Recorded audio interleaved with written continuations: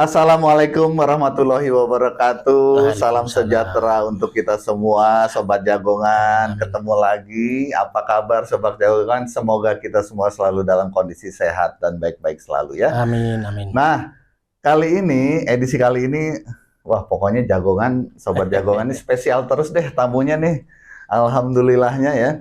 Kali ini kita kedatangan tamu, seorang budayawan Jawa ya. Ini dia menurut gue ini tapi dia pengetahuan tentang budayanya ini, wah pokoknya apa istilahnya dalam, kental. Nah mungkin bahasa kental nih. Nah kita ikutin obrolannya kali ini karena tentang budaya itu mungkin nggak banyak orang tahu. Budaya itu apa sih sebetulnya budaya, ya kan? Apa cuma kesenian? Kalau gue tahu cuma ya mentok-mentok di kesenian atau bahkan ya baju atau apa. Tapi kita ngobrol sama Romo Doni Sugeng Rawuh. Matur nuwun. Romo Doni, terima kasih sudah mampir. Sami-sami, matur nuwun. Meringankan langkahnya ke studio Sobat Jagongan. Kebetulan tidak jauh. Kebetulan tidak jauh ya, alhamdulillah. Nah, oke, ya beginilah Romo ya.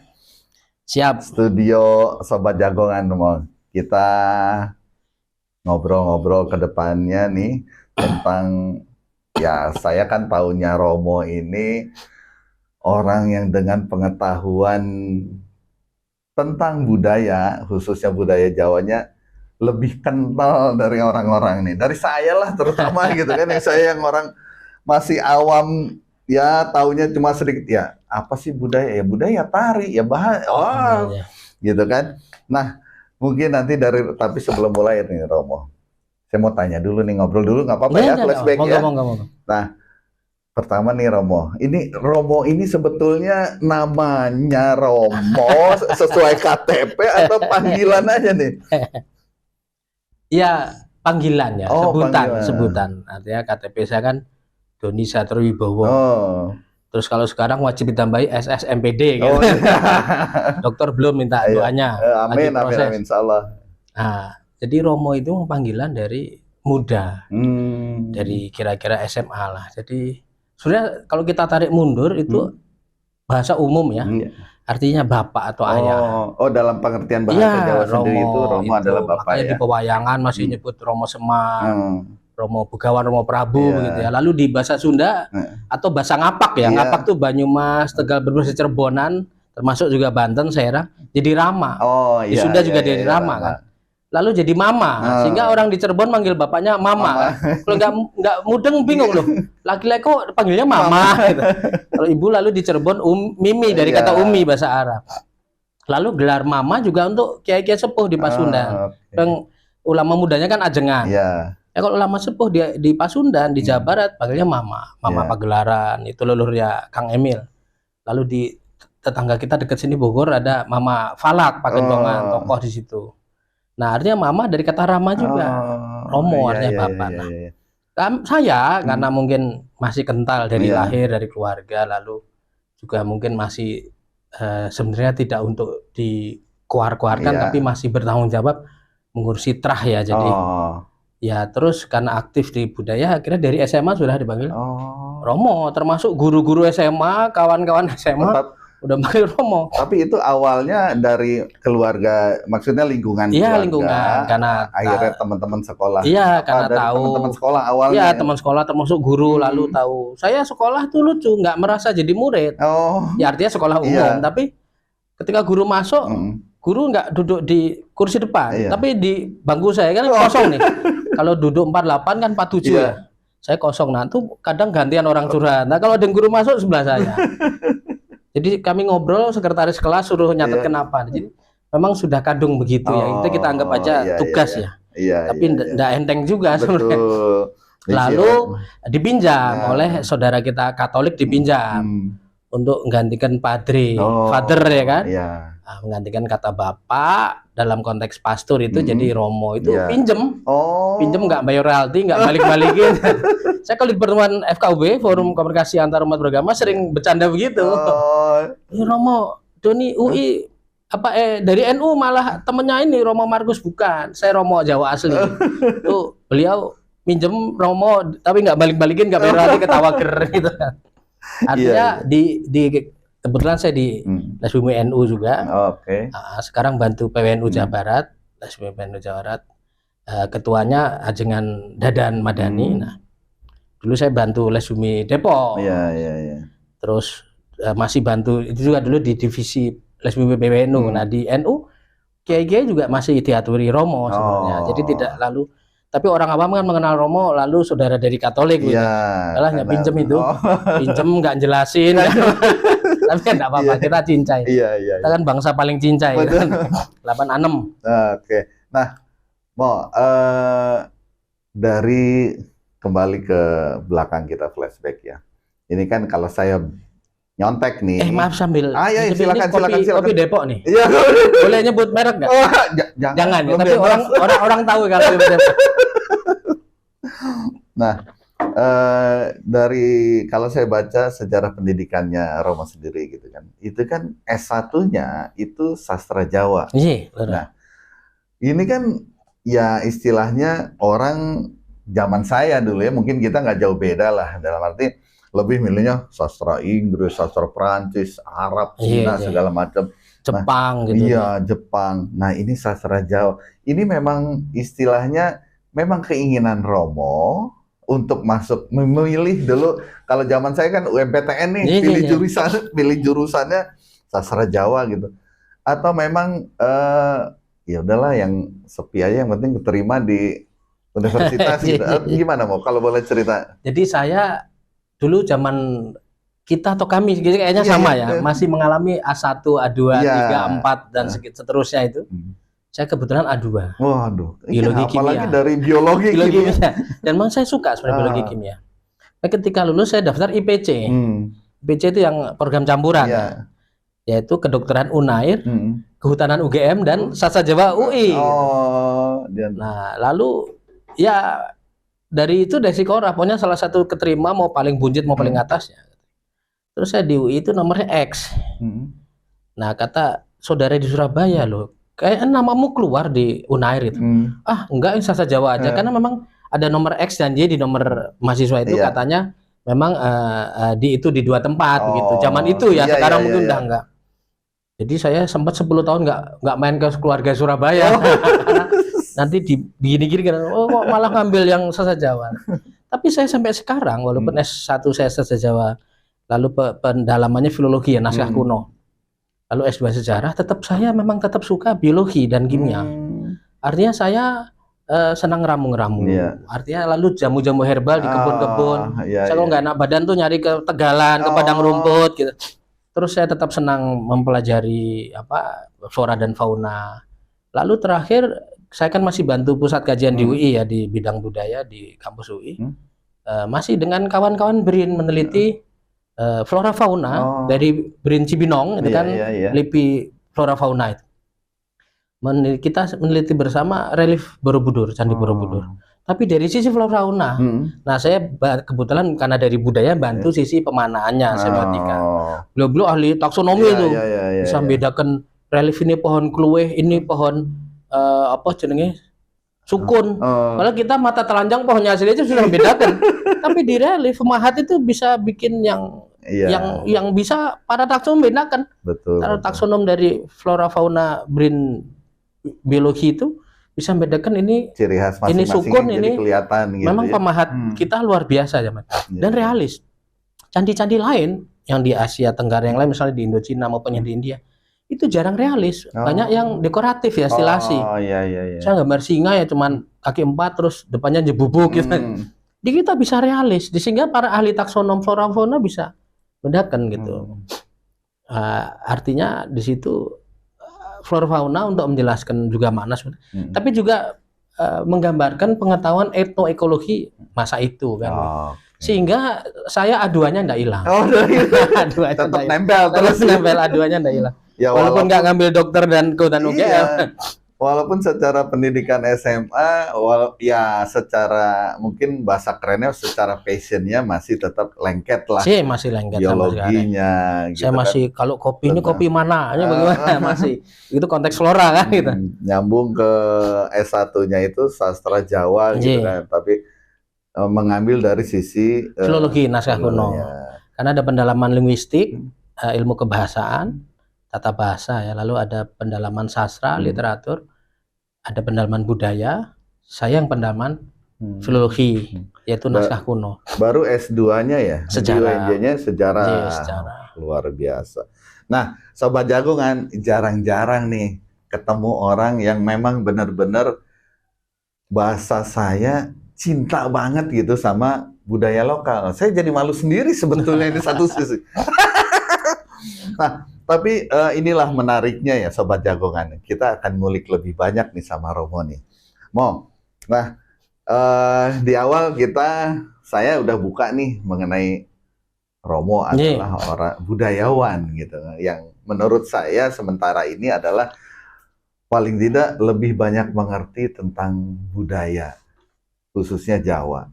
Tapi menurut Romo, kebudayaan atau budaya itu sendiri apa sih?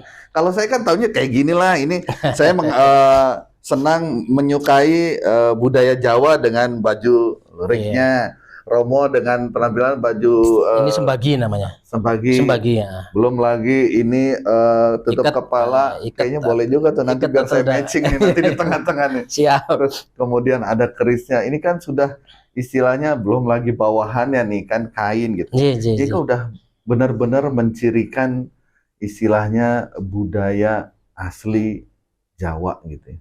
Indonesia lah pada umumnya gitu. Nah, sebetulnya konteks budaya itu menurut Romo itu gimana, Bang? Ya, sebenarnya budaya itu hal yang luas ya. Artinya kita bikin obrolan gini bisa nggak habis-habis. Budaya itu ya. Bisa seminggu. Habis. Itu pun masih nggak habis. Tapi artinya kita bisa garis bawahi budaya itu tidak hanya yang seperti difahami orang awam. Bukan kita merendahkan orang awam. Saya juga pernah awam. Ketika saya A2, saya awam budaya. Budaya itu apa? Nggak ngerti. Ngertinya biologi kimia waktu zaman SMA kan. Lebih ke zigot-zigot gitu. Iya, zigot. Molekul. Apa namanya? Nah, lalu tak kenal maka tak sayang. Kalau kita mendalami, ternyata budaya itu mempelajari diri sendiri. Karena selama ini kalau dari sisi agama dibilang manusia itu fil ardi khalifah gitu kan. Wakil Tuhan di bumi gitu. Wakil dalam apa? Gitu. Wakil ngambil rapot ya Tuhan kan bukan murid gitu. Wakil dalam apa? Ternyata wakil dalam kalau orang Jawa bilang memayu hayuning bawono. Kalau dalam konteks agama bisa diterjemahkan ke bahasa manapun ya. Agama universal dalam konteks rahmatan lil alamin. Jadi kalau dalam konteks memayu hayuning bawono, alam semesta ini sudah indah, sudah hayu, sudah ayu. Iya. Tapi justru manusia diadakan untuk mewakilinya, untuk memperayu lagi. Nah, konsep memperayu itu kemampuan budaya tadi. Artinya kita punya kemampuan budaya. Kalau dalam konteks etimologi kan dari kata budi, ya itu akarnya memang dari Sanskerta, dari India sana. Budi, sehingga budi, pengolahan akal budi disebut budaya. Akal itu bahasa Arab. Sehingga kecing digabung, akal budi, artinya sama. Nah, ini yang membedakan kita dengan makhluk Tuhan yang lain. Kita nggak bicara kapasitas volume otak, tapi membangun sebuah budaya, peradaban, civilization. Kita kan nggak bisa melihat puing-puing perumahan makhluk selain manusia atau puing-puing apa, tapi kita bisa melihat ini sisa-sisa sarang burung. Nah, bisa. Karena burung juga punya insting membuat sarang. Bahkan ikan itu bikin sarang-sarang dari batu bisa. Tapi dalam konteks budaya memang itu eksklusivitas manusia. Sehingga kita mewakili Tuhan dalam rahmatan alamin. Ini masih sisi atas ya. Jadi budaya itu sebenarnya semua hal yang dimiliki manusia dari bangun tidur ke tidur lagi. Dari kita dilahirkan oleh ibu sampai kita harus diundang pulang, kembali pulang, itu budaya. Jadi peradaban awal muncul sampai ke nanti kiamat kita nggak tahu kapan. Sehingga kita bisa meminjam teorinya Spengler ya, Oswald Spengler. Budaya itu tidak serta-merta muncul tiba-tiba, lalu ada HP Korea yang kita nggak sebut merek ini kan. Tapi dengan sebut Korea sebenarnya udah ketahuan. Tapi nggak dapat endorse. Artinya nggak ujuk-ujuk ada. Kalau dalam teori Spengler siklikal, budaya itu ya dari zaman hominin pertama, Australopithecus afarensis, lalu nanti ke Homo habilis yang mulai pandai membuat alat, ability ya, itu sudah muncul kemampuan budaya. Nah, jadi enggak linear gitu dari yang sederhana merumit, enggak. Ini proses. Pernah diawali alat-alat batu, lalu tren zamannya habilis mulai meredup, dilanjutkan oleh Homo erectus. Meredup, dilanjutkan oleh Homo sapiens. Jadi tidak ada barang baru di kolong langit, nothing new under the sun. Artinya semua itu adalah menjadi tautan dari yang sudah diciptakan oleh pendahulu kita sebelumnya. Sehingga ketika saya membahas teori siklikal ini, lalu tempo hari kawan-kawan dari Pusdatin ya mau bantuin bikin buku keris bareng-bareng, siap. Saya pakai teori ini juga. Jadi keris yang saya pakai ini nggak muncul tiba-tiba. Keris ya berawal dari zaman Homo habilis membuat alat-alat dari batu itu. Nggak ada alat itu, nggak ada ini. Karena kalau dari konteks bahasa kuno kita tanhana nguni, tanhana mangke. Nggak ada yang di zaman dulu, nggak akan ada masa gini, nggak akan ada masa depan. Hasilnya sebenarnya kontinuitas dalam budaya siklikal. Nah, saya tempo hari lihat di medsos, ada ahli NASA yang membahas pesawat ulang-alik dari alat batu juga, pakai konsep Spengler tadi siklikal. Nggak ada alat batu zaman Homo habilis erectus, nggak akan ada pesawat ulang-alik. Sama gitu. Konteksnya semua itu menjadi satu, dan itulah ciri kita manusia yang membedakan dengan makhluk Tuhan yang lain. Memang kita harus ikut menjaganya, kan bagian dari alam. Itu rahmatan lil alamin. Nah, akhirnya kalau orang awam, ya saya juga pernah awam ya, melihat budayanya seni. Hanya organ tunggal diundang kalau orang kawinan. Orang ada hajatan. Hajatan ya Pak, baju. Nah, kerisnya pakai seng digunting. Tapi ya itu juga bagian dari budaya.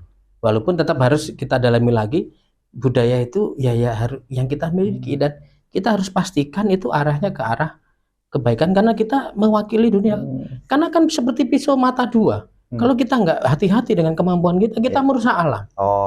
Makanya Einstein bilang, Einstein bilang, dia nangis ketika pengetahuan dan penemuan beliau jadi bom atom kan. Loh, kok ciptaan saya jadi bunuh jutaan orang. Lalu beliau mewanti-wanti Einstein, jangan sampai ada perang dunia ketiga. Karena kalau sampai ada perang dunia ketiga, perang dunia keempat kembali ke zaman batu. Alat-alatnya seperti yang dipakai Homo habilis. Kalian akan berperang dengan batu dan kayu. Karena ya semua akan hancur kita ada perang dunia ketiga. Kenapa? Nuklir bertebangan. Nah, ternyata kalau kita nggak hati-hati mengkontrol, menjaga transmisi budaya, itu bisa ke arah yang deviasi, penyimpangannya kita harapkan. Dilakukan oleh para devian, para penyimpangan, dan bukan itu yang dimau oleh budaya sebenarnya.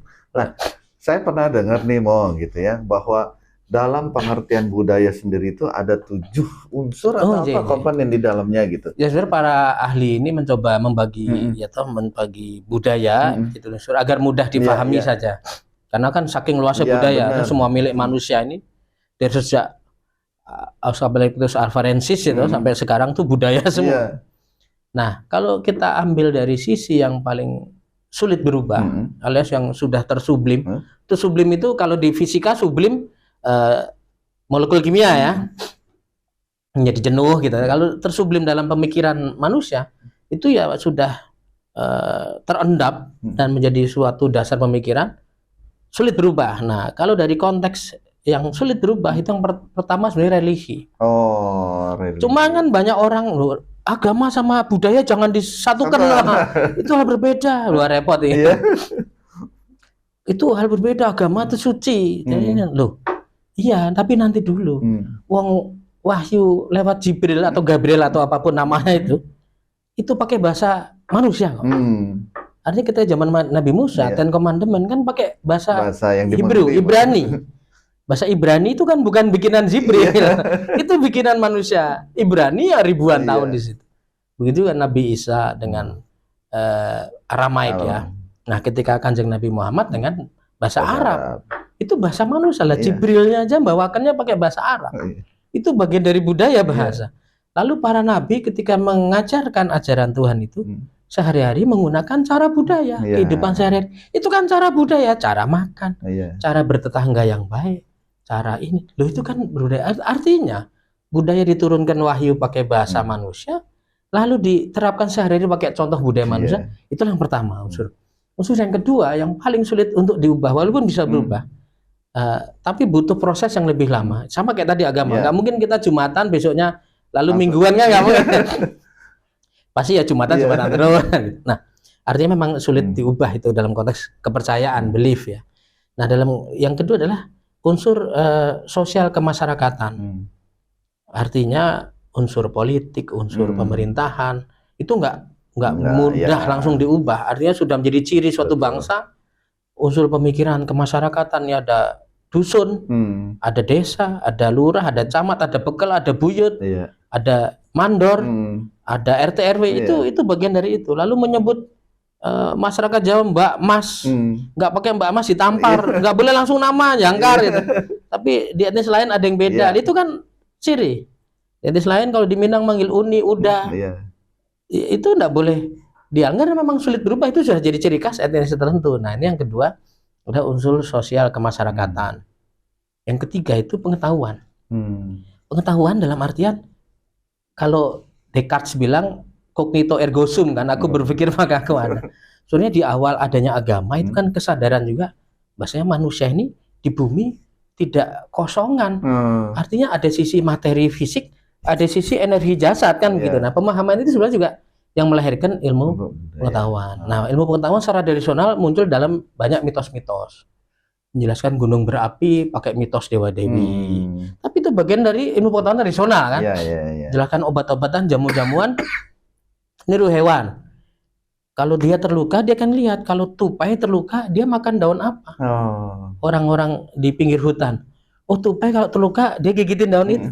Dia coba, manusia niru, lalu taruh di itu sambil gigit, sembuh. Belajar dari alam sekitar. Itu bagian dari ilmu pengetahuan nasional. Sampai yang sekarang ilmu pengetahuan modern, ada knowledge, ada science.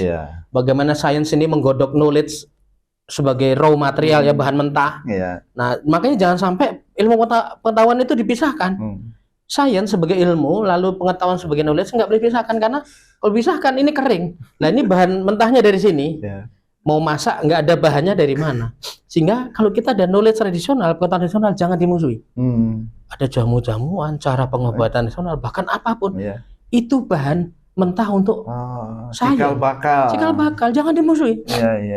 Dulu yang namanya Leonardo da Vinci, siapa yang nggak kenal? Itu gambar pesawat, helikopter, gambar anatomi manusia, gambar TV, radio, film, HP, telepon. Wah, dibilang gila pada zamannya. Untung sketsanya nggak dibakar. Kalau sketsanya dibakar, kita belum megang HP. Bisa jadi, karena akan lama orang meneliti si knowledge ini menjadi science kan. Nah, itu hubungan. Itu yang ketiga. Yang keempat itu bahasa. Bahasa ini sulit berubah, tapi bisa berubah. Artinya ada bahasa prokem. Lalu bahasa Indonesia, kita setel film Dono sudah beda, DKI. Lalu kita setel film Bang Benyamin sudah beda. Karena bahasa ada, tapi tetap dasar-dasar sulit berubah. Dasar-dasar itu tata bahasa. Misalnya kita walaupun kena pengaruh Sanskerta, tapi kok kita tetap masuknya ke ranah bahasa Austronesia. Ya, karena gramatika grammar kita ikut Austronesia. Tidak ikut Sanskerta. Ya, kita tetap bahasa ranah Austronesia walaupun banyak sisipan serapan kata dari. Yang kelima. Nah, yang kelima ini unsur seni atau keindahan atau estetika. Nah, ini ada dinamika juga perkembangan. Artinya dia di tengah-tengah nih, dari yang sulit berubah sampai ke yang suatu hal yang mudah berubah. Artinya seni di zaman klasik itu pasti terkait unsur yang pertama. Unsur apa? Religi. Betul. Bagian dari bersyukur, pemujaan. Lalu terkait juga unsur kedua, yaitu bagaimana menghargai leluhur, menghargai pendahulu, ayah, ibu, menghargai kakak dan lain sebagainya. Terkait juga dengan unsur ketiga, bagaimana menjelaskan mitos-mitos pengetahuan. Gerhana matahari dimakan Bathara Kala, Kala Rahu, ada lukisan seninya. Nah, itu untuk menjelaskan ilmu pengetahuan kuno. Juga misalnya sisi bahasa, karena ilmu pengetahuan juga menjadi seni rupa, seni apapun ya, estetika juga menjadi simbolisasi jadi bahasa. Misalnya dari jadi kaligrafi atau jadi stilasi apa nah. Sehingga dibagi dua, seni ada yang seni klasik sangat kental mambu-mambu religinya, spiritualnya. Lalu seni yang kemudian seni baru, seni murni. Artinya seni ya untuk keindahan, untuk rekreasi, untuk ekspresi diri, untuk mencari ujung eksploitasi kemampuan diri. Aku bisa ngelukis realis sejauh mana? Dicari, ini sampai rambutnya ini harus latihan terus. Sampai aku bisa ngelukis realis. Nah, sekarang di masa modern seni menjadi itu dan menjadi bagian dari abstrak. Menjadi bagian dari berkembang gitu apa segala macam. Nah, itulah konsep seni yang mulai lebih mudah berubah, dinamikanya sangat rapid ya, sangat cepat. Artinya nanti seniman ini gambarnya di daerah lain beda-beda dan nanti saling ngobrol, saling bikin pameran bersama. Nah, itulah terjadi dinamika interaksi di dunia seni seperti itu. Nah, yang keenam itu paling cepat berubah karena hubungannya dengan perut.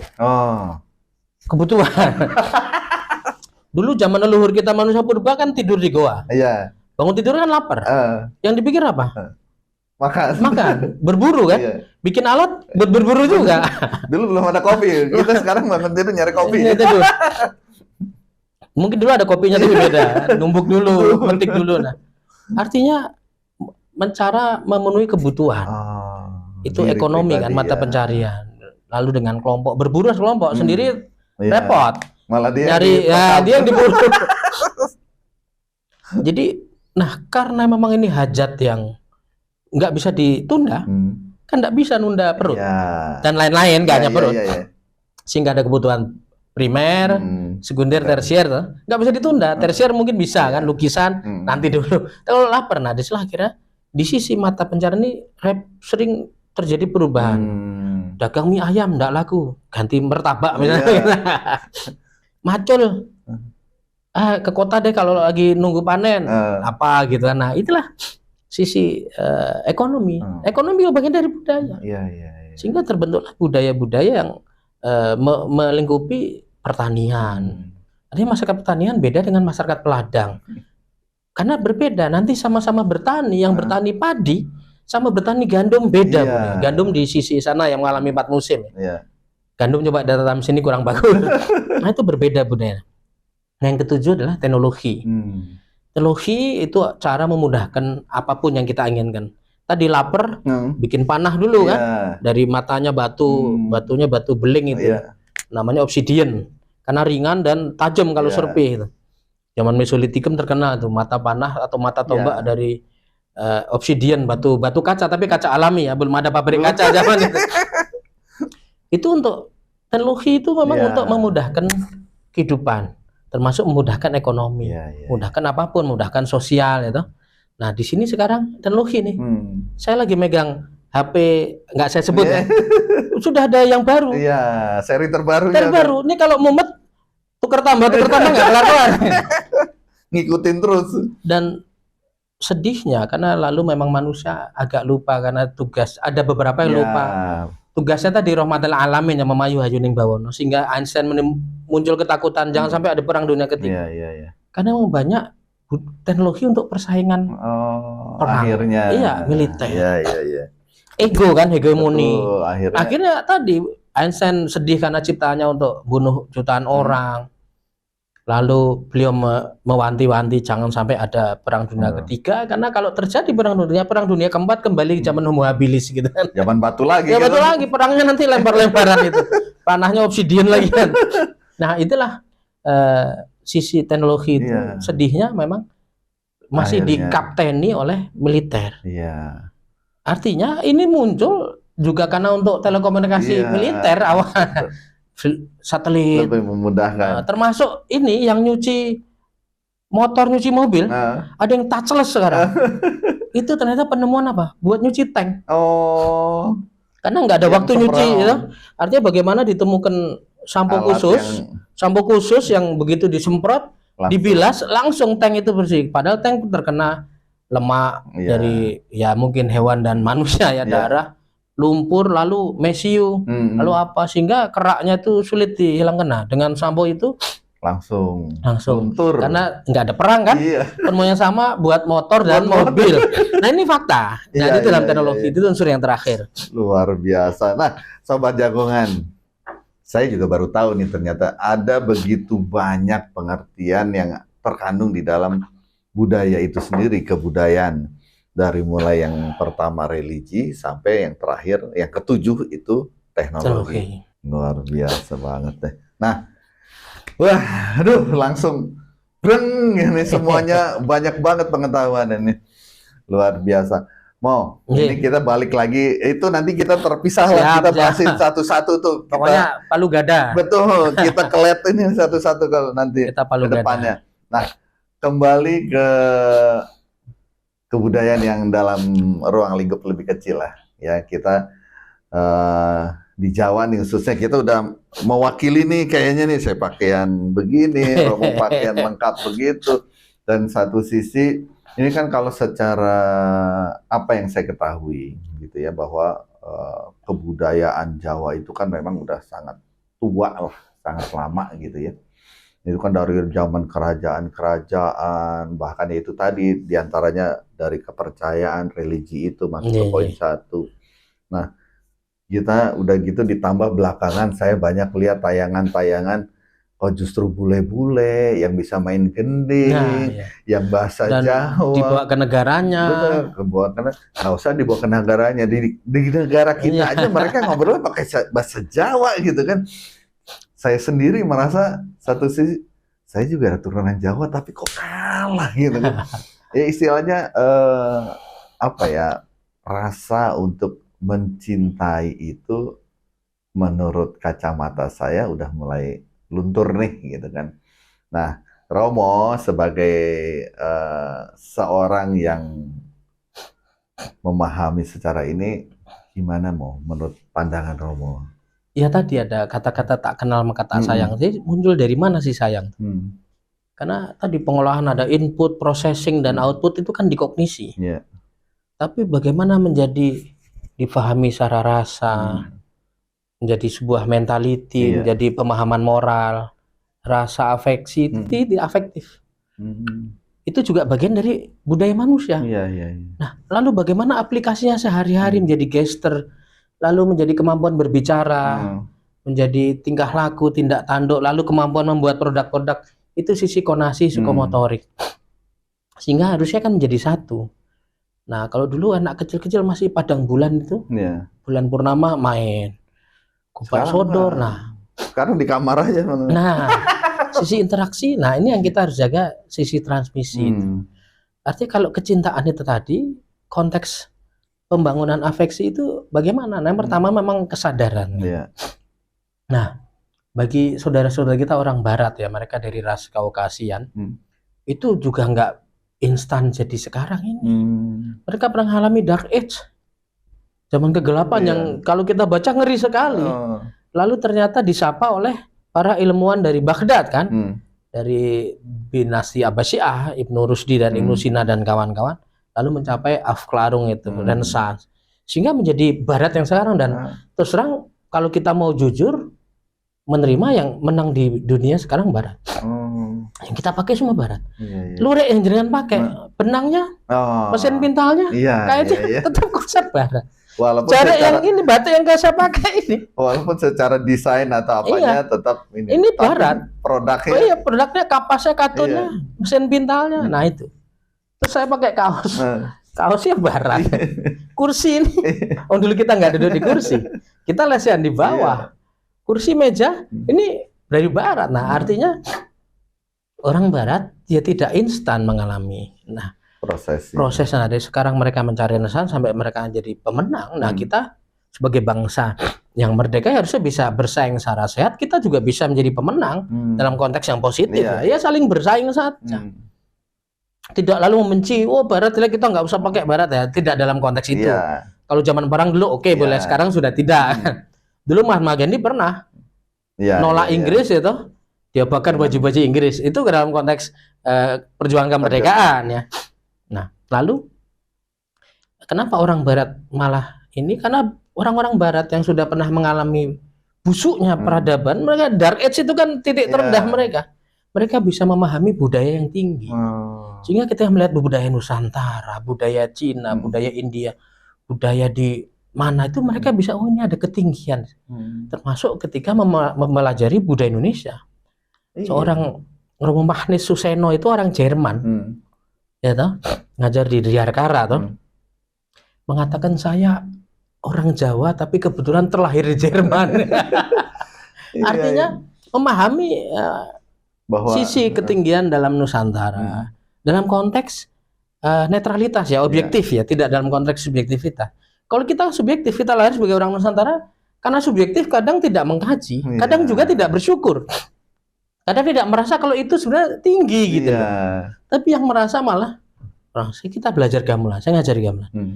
Jangan dilangkai gamelan. Masa dia ngelanggar orang. Bule malah nggak berani ngelanggar gitu loh. Bule bener-bener gamelan dilingkari, dia nggak ngelangkai. Lo gimana ini? Malah bule yang belajar gamelan memahami dan menghormati nilai-nilai itu. Karena sudah sadar kan dari apresiasi. Tapi sebelum kita lanjut nih, Mo, saya tertarik nih. Memang secara apa bicaranya, bicara adabkah atau bicara adat atau kalau di Sunda saya kan ada istilah pamali gitu, gitu kan, untuk melangkahi tadi Romo cerita itu gamelan gendingnya itu secara kisah itu kalau dalam konteks orang luar sebutnya tabu ya, tabu atau pamali atau orailo kalau orang Jawa itu ilo-ilo. Di Jawa juga ada istilah tapi papali, jadinya pakai P. Itu kompleks sebenarnya. Artinya kalau kita ngelangkain gamelan, ada risiko kita tersandung. Kalau tersandung kitanya cilaka, gamelannya rusak. Padahal itu mahal. Perunggu kan? Perunggu itu logam mulia ketiga setelah perak. Bikinnya susah, harus dihargai. Lalu munculnya gamelan kan nggak instan, itu kan dinamika ribuan tahun prosesnya. Dan itu asli Nusantara. Di luar Nusantara kita nggak jumpa gamelan. Nah, kompleksitas itu ada penghargaan, ada perawatan yang kita punya kan wajib dirawat. Kalau kita nggak menghargai, nggak ngerawat punya kita, masa orang lain mau menghargai merawat? Jadi kompleks sebenarnya. Termasuk saya kalau lagi keluar negeri itu misi kebudayaan keliling Eropa misalnya. Saya ajari udeng, ikat di kepala. Mana-mananya pusing mereka. Jawabannya begini, your culture is too complicated for us. Kebudayaanmu terlalu rumit buat kami. Karena mereka ngalami 4 musim, nanam di 1 musim untuk makan di 4 musim. Telat nanam bisa gagal panen. Betul. Sehingga ketika musim semi telat datang, kok masih ada es, harusnya musim semi harus nanam nih. Itu mereka bisa nanam bibit yang di setiap pinggirnya dikasih api unggun, biar bibitnya nggak membeku. Karena harus ditanam saat ini juga. Kalau nggak, kita nggak jamin nanti musim gugur apa enggak gitu kan. Kita kan nggak ngalamin itu. Kita di musim hujan nandur padi, di musim kering nandur palawija, nanam palawija. Di musim kering masih ada padi di lumbung, di musim hujan masih ada palawija di lumbung. Apa yang kurang? Jadi disitulah banyak waktu untuk kita, semua ekspresi budaya di Nusantara itu bersyukur dan berbagi. Sehingga religi di kita tuh kental sekali. Coba kalau musim panen atau selamatan, itu kan isinya bersyukur, lalu berbagi. Karena sesajian yang didoakan bersama ya dibagi, dimakan rame-rame bersama. Iya. Sama kayak pernah saya lihat itu di tayangan TV gitu ya. Di acara apa gitu yang mungkin di depan keraton atau apa gitu, yang pakai kayak gunungan ya. Itu kan mereka gerebek mulut, gerebek besar, gerebek suro, gerebek sawah. Diantaranya itu mungkin bersyukur. Itu kan hasil bumi. Kalau di Jepara juga saya dengar pernah juga sedekah laut, sedekah bumi, gitu ya. Itu isinya bersyukur dan berbagi.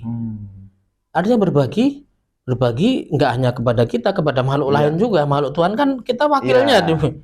Kita yang tertinggi nih dia, karena kita punya budaya. Yang lain kan nggak dikasih kemampuan berbudaya. Bikin ini itu 7 unsur kan kita semua.